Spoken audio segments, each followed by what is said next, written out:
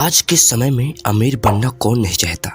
हर किसी की चाह होती है कि वह खूब सारा पैसा कमाए, रातों रात करोड़पति बन जाए और अपनी ज़िंदगी को खुशियों से भर दे। आपने ज़रूर सुना होगा कि पैसों से खुशियाँ नहीं खरीदी जा सकती। ये खासकर उनके बोल होते हैं जिन्हें पैसों की सबसे ज़्यादा भूख होती है और पैसा इनके पास होता नहीं है। क्या आपको पता है कि अमीर बनने के लिए क्या करना ज़रूरी है और जो लोग अमीर होते हैं उनकी सोच पैसों के मामलों में कैसी होती है? अगर नहीं तो ये वीडियो अंत तक ज़रूर देखना। यह वीडियो उनको समर्पित है जो अमीर बनना चाहते हैं, मतलब अमीर कैसे बनेंगे, और अमीर बनने के कुछ नियमों को समझना बेहद ज़रूरी है। अगर आप इन नियमों को समझ लें तो हो सकता है कि अगले अमीर व्यक्ति आप ही बन जाओ। अब मैं आपको 4 गोल्डन रूल्स बताने जा रहा हूं जो कि आपको गरीब मानसिकता से निकाल करके एक अमीर व्यक्ति बना सकते हैं। इन्हीं में से जो पहला नियम है कि आपको अपने दिमाग को यह बात समझानी है कि मैं अमीर बनना चाहता हूं। I want to become rich. मुझे अमीर बनना है। आज मैं जो शारीरिक रूप से नौकरी कर रहा हूँ उससे मुझे बाहर निकलना है।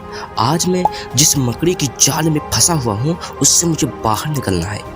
ये बातें सबसे पहले आपको अपने दिमाग में सोचनी है, क्योंकि कोई भी काम पहले दिमाग में होता है, उसके बाद फिर वह वास्तविकता में होता है। तो सबसे पहले आपको अपनी माइंडसेट बनानी है कि मुझे अमीर बनना है। वहीं दूसरा नियम है कि जितना आप ज्ञान ले सको, विशेष तौर पर पैसों का ज्ञान, निवेश का ज्ञान, जैसे कि चतुराई से निवेश कैसे करते हैं, जायदाद क्या होती है, रिस्पॉन्सिबिलिटी क्या होती है और लायबिलिटीज़ क्या होती है। यह कोई बहुत बड़ी चीज़ नहीं है। आपने अपने स्कूल टाइम में किताबें तो पढ़ी ही होंगी, तो बस यह भी एक किताब की तरह है। आप इस किताब को पढ़ो और पढ़ने से ज़्यादा इसे समझने पर ध्यान दो। तो अगर आपको अमीर बनना है तो आपको पैसों की गणित सीखनी चाहिए कि आपको कितने समय के बाद में कितने पैसे चाहिए। तो हमें सोचना चाहिए कि मेरे लिए पैसों का लक्ष्य क्या है, कहाँ पर कितना पैसा इन्वेस्ट करूँ तो कितना परसेंट मुझे रिटर्न मिल रहा है, कहाँ से पैसा बचा सकता हूँ, कहाँ कितना पैसा डालकर मैं अपने फाइनेंशियल टारगेट को अचीव कर सकता हूँ। इसी चीज़ को समझना है कि सेविंग एंड इन्वेस्टमेंट में क्या फ़र्क है। नियम नंबर 3, जब भी आप शॉपिंग करते हैं तो शॉपिंग करते समय आप अपनी डिसीजन बड़ी सोच समझ कर लेना चाहिए। कहीं आप कोई ऐसी चीज़ तो नहीं खरीद रहे हैं जो आपको बार बार फिर से खर्च करवाने वाली है। मतलब कि आपने देखा कि आपके पड़ोसी ने एसी लगा रखा, घर में एक कार ले रखी है, तो आप क्या करोगे? चलो मैं भी ले लेता हूँ। इन सब चीज़ों को खरीदने से कोई अमीर नहीं बनता मेरे दोस्त। जो अमीर लोग होते हैं उनकी खरीदारी को जो फोकस होता है वह होता है कि जायदाद कैसे खरीद दूँ।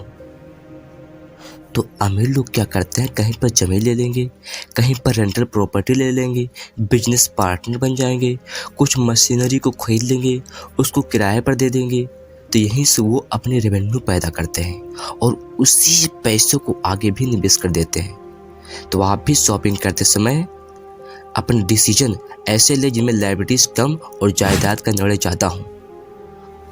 वही नियम नंबर 4 है कि आपको रिस्क लेना ही पड़ेगा। बिना रिस्क लिए कुछ नहीं मिलता।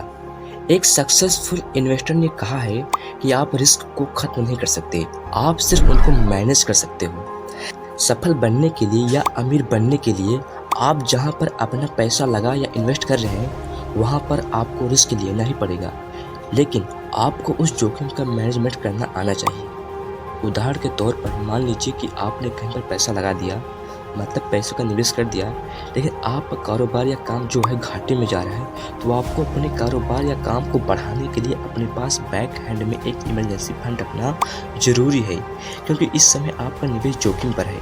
तो आप इस आपातकालीन फंड के पैसे से अपना काम निकाल सकते हैं, आपकी हालत ख़राब नहीं होगी। जो सफल अमीर आदमी होता है वह क्या करता है, पहले निवेश करता है, फिर उसके बाद में जो बचता है उसे खर्च निकालता है। वहीं गरीब सोच वाला क्या करता है, पहले खूब खर्चा करेगा, उसके बाद में जो बचा खुचा हुआ है, जो महीने के आखिर में बचेंगे, वो सोचेगा क्या निवेश करें, छोड़ो अगली बार निवेश करेंगे। तो पहले आपको निवेश करना है, फिर उसके बाद में जो बच रहा है उससे खर्च निकालना है। आशा है कि आपको इस वीडियो में पैसों की समझ की थोड़ी बहुत जानकारी मिली होगी। ऐसे ही दिलचस्प बातों को जानने के लिए हमारे चैनल को सब्सक्राइब अवश्य कर दें। फिर मिलते हैं किसी अन्य वीडियो के साथ, तब तक के लिए जय हिंद, जय भारत।